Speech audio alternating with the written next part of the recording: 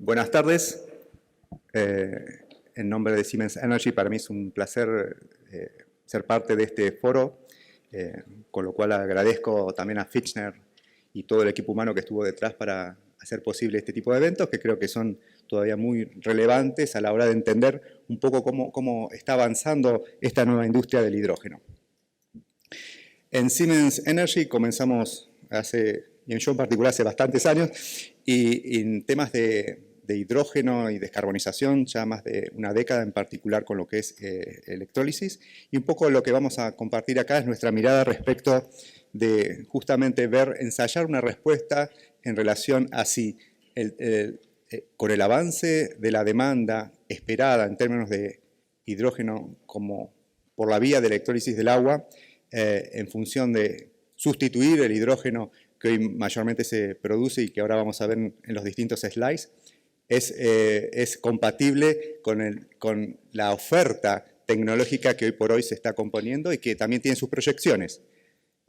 Sin perder de vista que todavía, y nosotros hacemos evaluaciones propias, pero también vemos but we see different reports, and there's certain things that we must align. So it's not the truth revealed, but it's our perspective with certain values of consensus. Having said that, I'll not go deep into the portfolio, but then during the debate, we can tell you a bit more about what we're doing. The first slide, for those of you that do not know us, they identify us just as Siemens. Siemens Energy is a company with 3 years of business. We're in our third fiscal year, with 176 years of experience. Is a carve out of the entire division, generation and transmission of Siemens. We have global presence in more than 90 different countries. We're more than 91,000 employees. Approx, right? That's 1/6 or more than 16% of the entire global generation is based on our technology. And for many years now, we've been working on decarbonization. That is why our portfolios mostly focus on that, right? On digitalization, decarbonization. That's why we have turbo machines that already operate with natural gas, with hydrogen, and we have success cases, which I'll comment later on. But we have the vision as a global integrated energy company to become into the most valued company at a global level. And our mission is to support all of our customers and all you and the customers that we have throughout our planet in this transition to more sustainable world based on focus on our purpose. We have a reason for decarbonizing. We haven't done this correctly, and we might improve this based on our skills and technologies to change the idea, to turn these ideas into reality. So, to respond to your question, if it's possible for there to exist bottlenecks in the future from the technology point of view, we have the technological duty of many hydrogen portfolios, right, or PEM technologies. But we started 11, 12 years ago in kilowatts, and now we have megawatts with some development projects of more than 2 gigas. But we have our own perspective and great bets on the production of this technology. In fact, not so long ago, we produced half a giga per year, and in this year 2023 from Berlin, we will have a capacity of 1 giga. We'll add an additional giga per year, betting on the fact that the global market will respond, react, and accelerate based on our purpose. So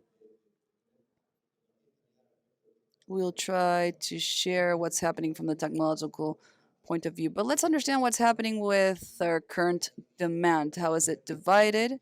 And what is the projected demand or the forecast of the demand? In 2021, we have an agreement of 91 million tons of hydrogen globally. This is a demand expected by 2050, which is accounted for in 62% of SMR paper. 26% accounts for, I don't see that much, it's 20 something, but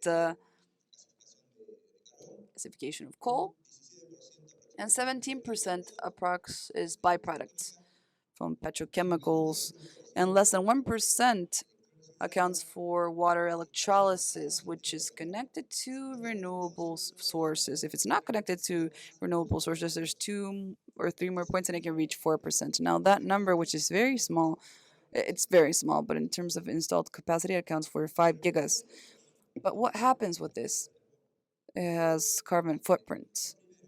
Among the first two ones, one produces 10 kilos of CO2 per each kilo of hydrogen, and the second one, 18 kilos of CO2 per kilo of hydrogen, account for 920 million tons of CO2 per year. And that 3% that's connected to the networks,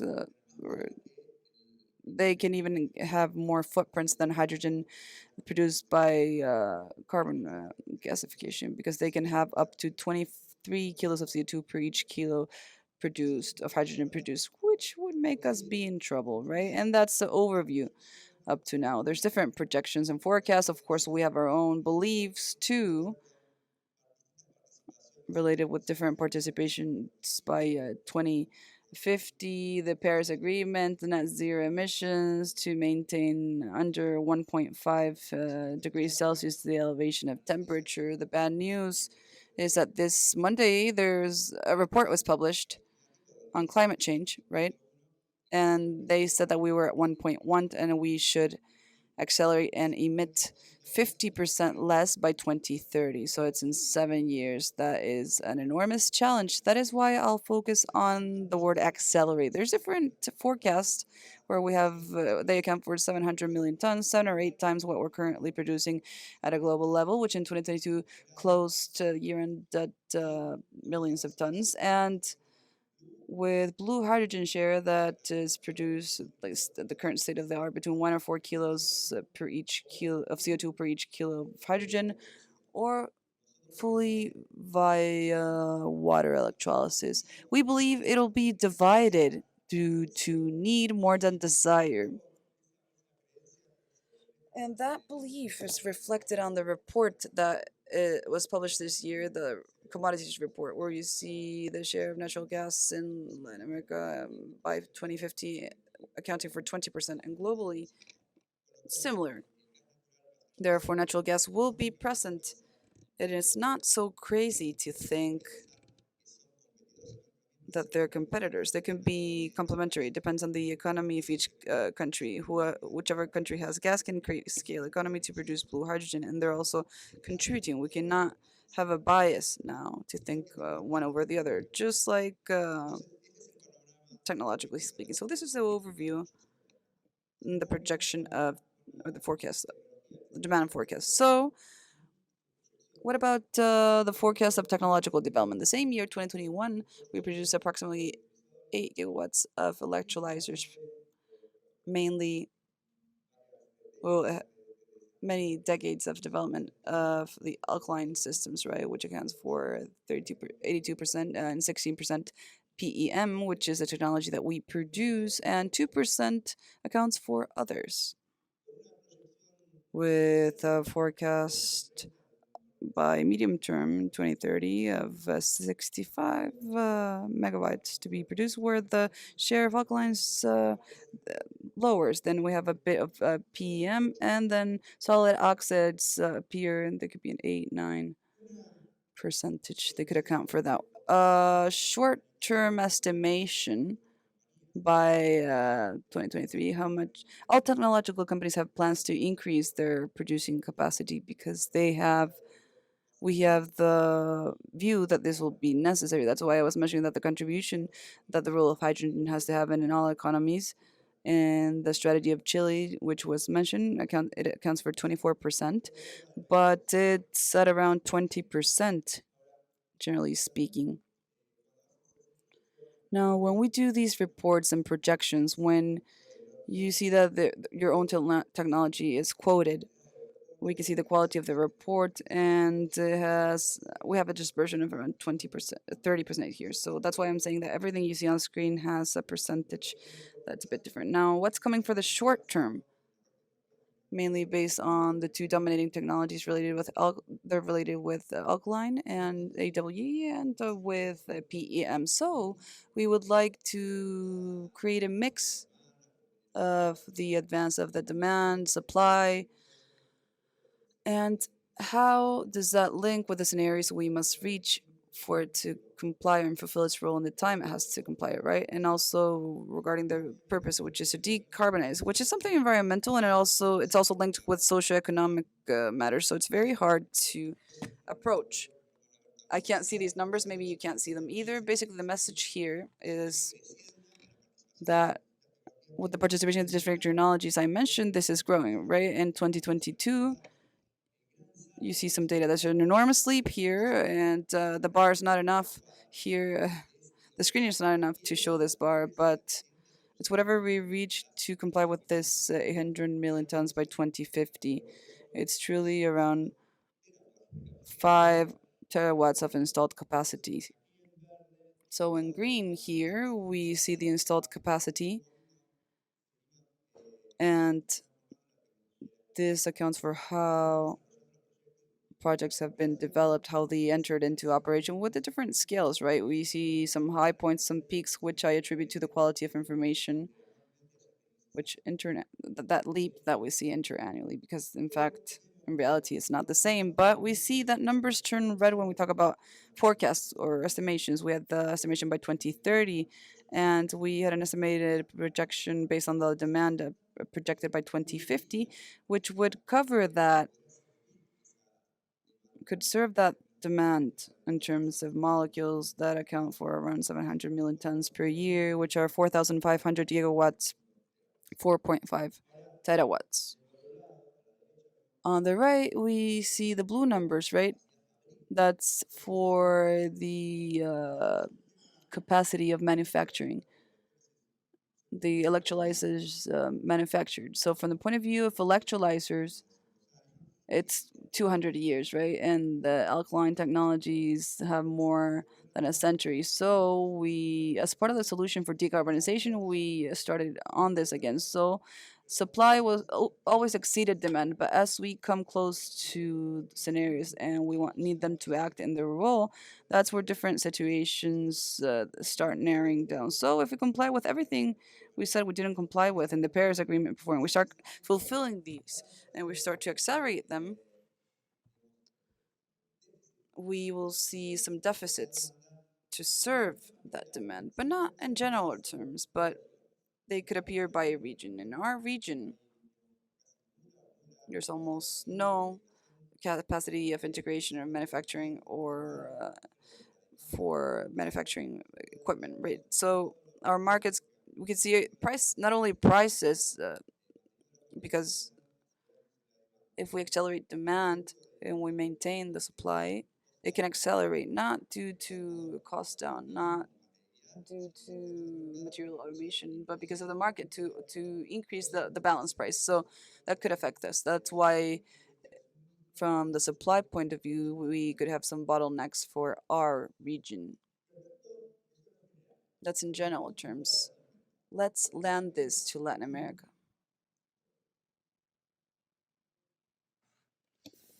Hoy por hoy no movemos el We are not moving the ampere meter, right? Supply and demand consumed in each one of the countries. The larger producer is Trinidad and Tobago with 1.8 million tons per year. Our capacity in the entire region is less than 5%, around 5-6%. That's global demand. That's demand that's related with the 70 millions of 2019. Nevertheless, if we translate this into what it would entail to substitute this through water electrolysis, we're talking about 24 gigawatts in our region. So that's a number that, compared with the manufacturing capacity, starts to make a bit of noise. Now, we estimate that by 2030, there will be an increase of around 65% of our regional demand due to decarbonization and substitution, and in addition, due to new uses. Up to now, we've used this in refineries or competing with the world of ammonia, production of ammonia, of methanol, iron, steel, and other industries like the food industry, etc. And it has new uses: transports, e-fuels, dimethyl ether. In fact, or ether dimethyl, we've worked on this already, and that's also an alternative. Also, cement and new uses. That growth would account for 42% capacity to be installed, and those 42 gigas by 2030. In this projection accounts for 65% of what the projection said for the manufacturing capacity by 2030. Therefore, the model starts to shift a bit too, right? So, for Latin America, is it possible for there to be a potential bottleneck for Latam? And it's a question that we will respond with time. And in Chile, green hydrogen has a role within the country's policies and the carbon neutrality strategy, which is basically divided in 50% adsorption. We don't speak much about adsorption, right? And there's not many forums or summits related on this. And reduction, 50%. And within that reduction, we can include the role of hydrogen, which accounts for 24%. We're situated here with and with tangibles. We have 1.25 megawatts installed in Punta Arenas with PEM technology. It's Zelizer 200. It's a technology that we developed in 2015 and that we replaced in 2018 by Zelizer 300. One produces 20 kilos and the other one 333 30 kilos per hour. So there's estimations. For example, Pricewaterhouse estimated that for by 2030 there will be a capacity of exporting from Chile hydrogen via some type of carrier, but also estimations by 2040, which are anticipating what is foreseen by 2050, because that has to do with an installed capacity of 12 to 24 gigawatts. Now, and the chart here appeared about the role of hydrogen within the Chile's carbon neutrality policy. That's produced that translated into power. It's in 58,000 teracalories, which has transformed into capacity to produce hydrogen of 233 tons per hour, which are 12 gigas. So there are projections that do not balance out at the end. So it's an estimation that gives us an overview or a perspective, but maybe we have to see the off takers and the target market. Our conclusions for this are: from the economic point of view, we've reduced matters. We always say that technology has to reduce its prices for us to actually have business models. That is true because we can actually create projects, but we cannot extrapolate. In fact, we created more than 16 projects and we launched two projects this month, one in Sweden, the other one in Germany. We launched the project in Matagorda, Texas, of 1.2 gigas with His Global, right? Which we were technological partners with for generation in Magallanes. And from the economic point of view, the technologies have suffered in terms of R&D and automation, but their prices have also been impacted, just like prices have impacted everything, right? That has to do with what's happening geopolitically, what happens in a post-pandemic period. But prices are lower now, but it's very hard to keep them, to maintain them with time. There's a supply that we haven't mentioned. They have to do with acceleration. We have to be careful with acceleration because that can produce much demand, and the balance price cannot maybe respond to that demand in that timing that elevates prices. From the point of view of raw material, there's a mixed film here, right? There's some things that are in a downward trend. There are some things that are impacted in the supply chain. It's a seasonal effect, which has to do with the geopolitical and the post-pandemic period. We don't know how much that will last, but that also impacts costs. We also have the technology trends. What's coming for the next years has to do with alkaline water electrolysis. It has to and PEM, right? Our first work or task has to do with modeling solutions. We have the timeout technologies. What we do is to model solutions where they can be co-owners, right? We can exert our own values, and the other one can absorb variability, right? So the same project, and according to the scale, they can coexist. So it's not one against the other, but we need to see how each one of the stakeholders play within the same project. Now we also have PEM, proton exchange membrane technologies, which are assuming maturity and performance, and with years and in 2030, we have solid oxides that appear, and the exchange membrane electrolyzers, the AEMs. Everything is possible. We need to see how supply and demand balance out with this need of accelerating the product being left behind, right? We're left behind the commitments we assumed by 2015 that could generate new systems and maybe affect our region in terms of demand. Now, Latin America is a region that has much potential, but it's hard for it to go into concrete matters. That's historical, right? That is tangible. And an example of this, maybe with an example, there was a project where they presented the project, then they tried to see commercial scale, and the project changed from the south to the north, given the facilities or the sometimes we need to work together with the authorities. We need to demand, we need to make authorities see what this type of project or any type of industrial process actually entails. Undoubtedly, the three fundamental and core aspects do not have to do with a technological point of view, but both regulation and governance, human capital, and the business environment and infrastructure. And to conclude, we see all these fields here, and it's the fine print of why things do not work out like they should.